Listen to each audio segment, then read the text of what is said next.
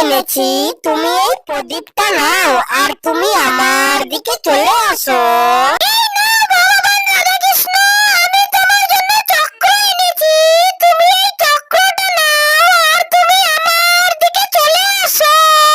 এই নাও ভগবান রাধা কৃষ্ণ, আমি তোমার জন্য মাখন এনেছি, তুমি এই মাখনটা নাও আর তুমি আমার দিকে চলে আসো।